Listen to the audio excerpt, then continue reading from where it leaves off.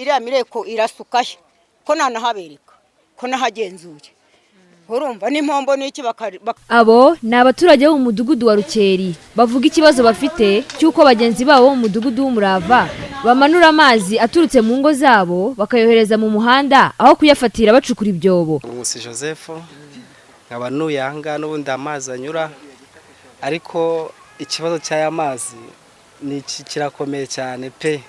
Urabona ko batatufashije abayobozi cyangwa bakatera inkunga bakora uyu muhanda hano hepfo amazi ari kwangirika cyane. Manuka ikazi kadusenya iwacu hano kadusenya twebwe. Ejo hariya nuko bagize Imana bagasanga barahatabye buriya none ubwo bahatabye agiye kujya azi wanje bimere nka Nyabugogo nsenyuke ndi umukecuru kandi baje bahansanga. Yibwiye mama boy ariko wa gatandatu mvuye gusenga shefu w'umudugudu wacu mvuye gusenga muri regiyo noneho ndamubwira nti uzadutabare uzuturebe abaturage bawe ba Rukeri turashize.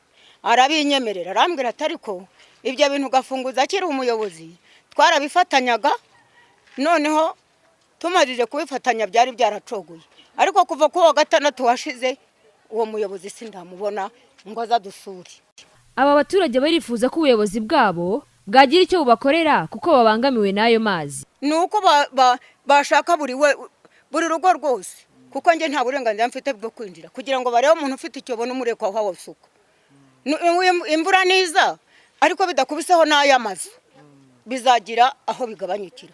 Bakajya mu ngo bagakangura abaturage mbese gufata amazi yo mu ngo ku buryo adateza ingaruka y'abantu batuye munsi y'umuhanda. Nasaba ubuyobozi nyine n'inkunga nyine akaturebera nk'abaturage babo nyine akareba ko badufasha.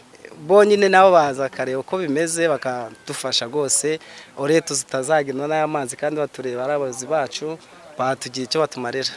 Iribagiza Evodia umunyamabanga nshingwabikorwa w'aka kagari ka Ruhango yatubwiye ko iki kibazo ntacyo yarazi ariko agiye kujyayo akareba uko bimeze ubundi agashaka uko bikemurwa afatanyije n'abaturage. Nababwira ko n'ubwa mbere nyumvishe nta muturage yageze akingezaho ku buryo mbizeza ko mara kujyaho nyirizina igikorwa ikibazo kiri nshobora gushaka uburyo cyakemuka ndetse nkamenya n'amakuru nyirizina ndaho cyabereye. Niba barabibwiye umudugudu bitavanyeho yuko umudugudu ushobora kubikemura ndetse byanakanga bakaba bagana ubuyobozi bw'akagari kubera ko nicyo gituma inzego zirutana.